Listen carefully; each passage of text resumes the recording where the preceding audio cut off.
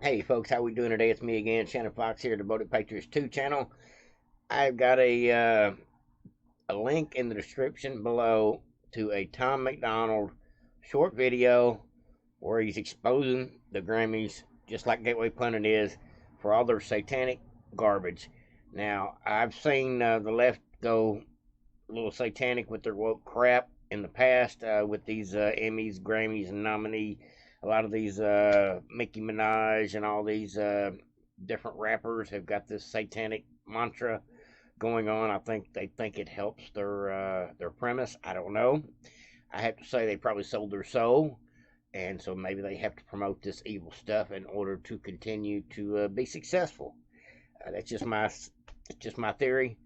But at the end of this video, jump down to the description down below and check out that Tom McDonald video. If you don't know who Tom McDonald is, he is a great uh, Canadian rapper. He's a white guy, and he sings about cancel culture. He sings about patriotism. He sings uh, about the problems we have in this country, and he's exposing a lot of it just by reaching a lot of the younger crowd with his anti woke agenda, which I think is great. CBS is the channel that promotes this satanic Grammy Awards show, no doubt about it. And as a matter of fact, there was dozens and dozens of really angry tweets about this because before the show happened, CBS promoted it's time to worship. Get ready to worship. Just to let us know that they don't want us just watching the Grammys and the Emmys. They want us to idolize these sicko um, artists going on in this country. And I hate to see CBS tell people to go worship at the Grammys. And you'll see what I'm talking about if you watch this video. We're talking horns and red background and with fire and flames and the whole 9 yards. They're trying to get people to worship at the altar of Satan, and I think it is about the wrongest thing I've ever seen on public television. Let's go ahead and get into what Mark Levin is talking about. Now, this is a question I've had for a very long time.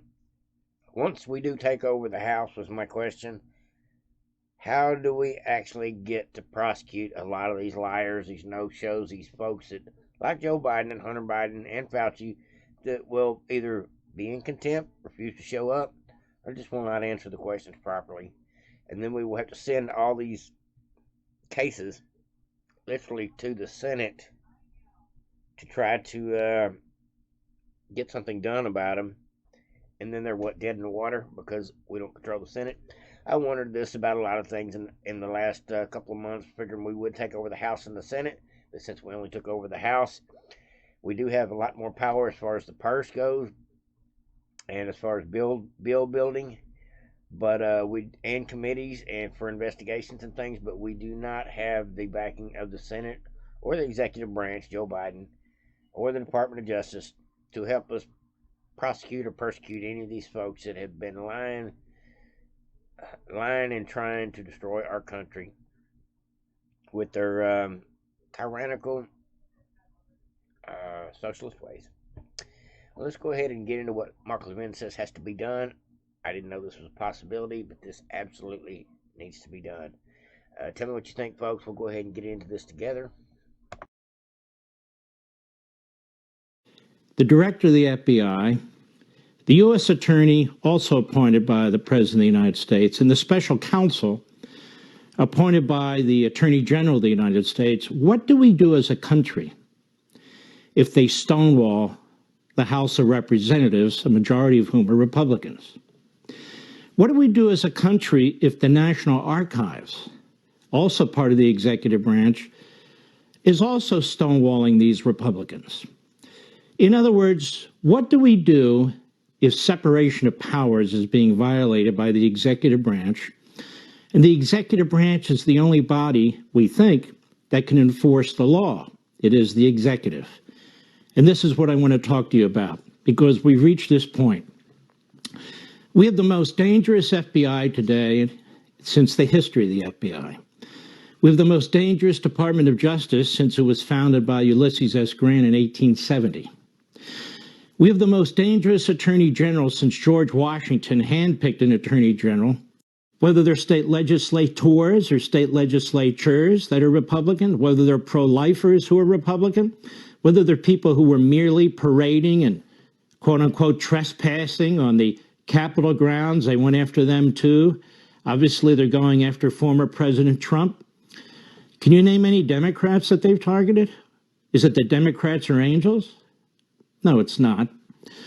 And so we have a House that wants to do an investigation, consider the Biden family, that a special counsel should be doing, but the Attorney General refuses to appoint in the case of their finances and foreign dealings. Well, I've looked into this very, very carefully, ladies and gentlemen. Now, this is a little bit of a long-winded speech, folks, but this is where he gets into the question that I had. What can we do, considering we only control one of the three branches, in order to get some justice for all this injustice that's going on with the Biden administration? Let's go ahead and see what he says as far as his answer. And the Republicans need to not just hear this, they need to act on it.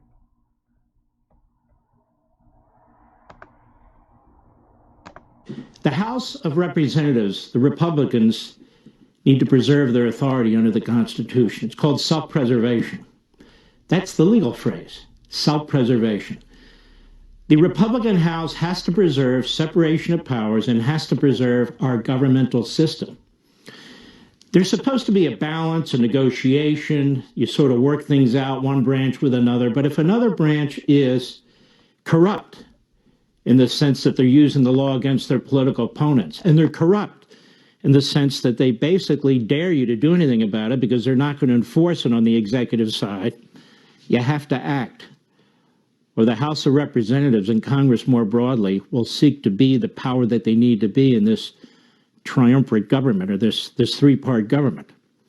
So what can they do? Well, we have a history. So we look at our history, and history didn't begin yesterday. History began when the nation was founded. Congress has an implied or inherent power to hold individuals or entities in contempt, just as the judiciary has an implied power of review. Again, judicial review is not in the Constitution. These departments and these offices I mentioned, they're not in the Constitution. But Congress has the power to legislate, to pass budgets, spending bills, borrow. Congress has a lot of power. And if it cannot enforce that power, then it has no power. Even the Supreme Court has recognized this. So if Congress is being reasonable, they're asking for information to go over classified information that was taken, say, by Biden and others. If they want to look at, the Supreme Court has said the tax returns of a former president, presumably they can look at the tax returns, the S corporations of a sitting president. And by the way, of the former Speaker of the House and Supreme Court justices as well. Supreme Court opened the door to that.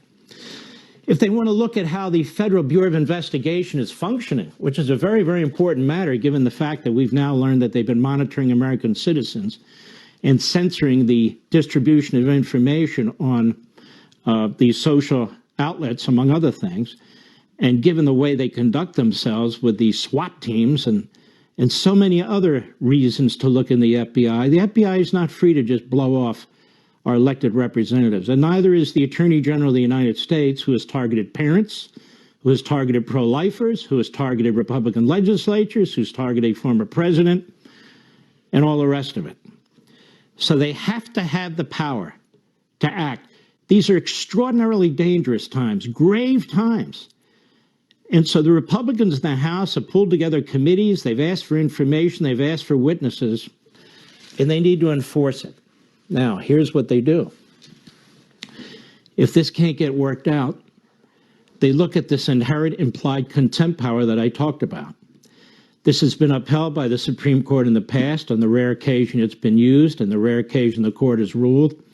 It hasn't been used since the 1930s. It was used earlier in our history when we did not have a Department of Justice. And what it basically means is, for instance, the House, or the Senate, but the House in this case, can hold an individual in contempt. They vote in the relevant committee, let's say the Judiciary Committee, it comes to the floor for a vote, and then the House has to vote it up or down. You would hope the Republicans would vote it up, that it's important enough, but we do have a few stragglers out there who are desperate to be liked by CNN, the Washington Post, and the New York Times, and they seem to put that ahead of country. Well, that's unacceptable in a case like this. We're talking about separation of powers, a real battle. And I can assure you, if the shoe were on the other foot, the Democrats would be very quick to pull the trigger.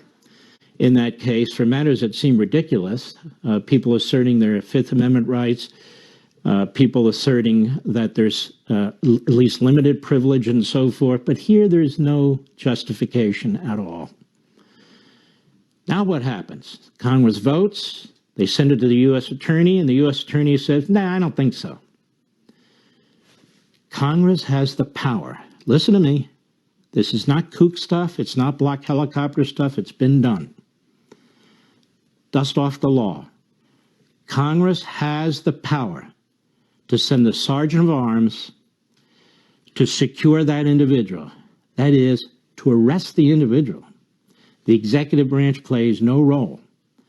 And they actually have the authority to take the individual and jail the individual for a period of time. Now, there are due process rights and so forth, but not nearly as extensive as when you're talking about criminally charging somebody, because they're not being criminally charged with anything. They're being held in contempt of the House of Representatives. And that individual can have a hearing, an open hearing, in front of a committee, let's say the Judiciary Committee. They can ask their questions and so forth and so on, and they can release the individual or hold the individual over for more information. Now, it's a very unpleasant process, as you can understand. But like so many things the Democrats do, and so many things Biden and Merrick Garland and Christopher Wray and Nancy Pelosi have done, they break tradition. They're like bulls in a china shop, breaking everything in their sight. And I'm telling the Republicans in the House of Representatives, it's one thing to investigate, crucial. It's one thing to issue subpoenas, crucial. It's another thing to enforce them. I know you will be attacked by the media, but the media is corrupt. They are left-wing. And you'll be attacked by some of these phony tenured professors. So many of them are radical Marxists, and almost all of them are Democrats. So ignore them too. Take some courage from what's going on in the state of Israel, where Netanyahu and his majority government are putting in place true reforms where they are fundamentally altering the way the judiciary and the law works there, because they're completely out of control and they undermine representative government in Israel constantly. Well, we have a situation now where Joe Biden's executive branch is undermining representative government and unleashing criminal law enforcement against people with whom they disagree. I thought that was a pretty awesome speech, folks. I thought that was very insightful. I think the Republican Party needs to hear what Mark Levin says. Mark Levin is a political scholar, and he does know what he's talking about. He knows history of the government better than most. I've listened to Mark Levin pretty regular. They call him the Great One for a reason. Super smart man, and most of the time he gets it right. And he needs to talk to Jim Jordan, Mr. Comer, Mr. Johnson, a lot of these folks on these judicial and oversight committees, Mr. Gates, and let them know when these Democrats won't play ball when it comes time for subpoenas. Put them in contempt of court, lock them up, make them answer those questions. Tell me what you think, folks. It sounds like a great idea. It sounds like the Republicans need to get on board with this. We're tired of this weak, fickle government running our country. I'm not talking about just the Democrats. I'm talking about the Republicans as well, the rhinos, the do-nothing rhinos. Tell me what you think, folks, about this video. I thought it was very informative. Like, subscribe, and share to Voted Patriots. And in the link in the description below is a Tom McDonald short video. Just shows you just how crazy, woke, devilish, satanic the Grammys were the other night.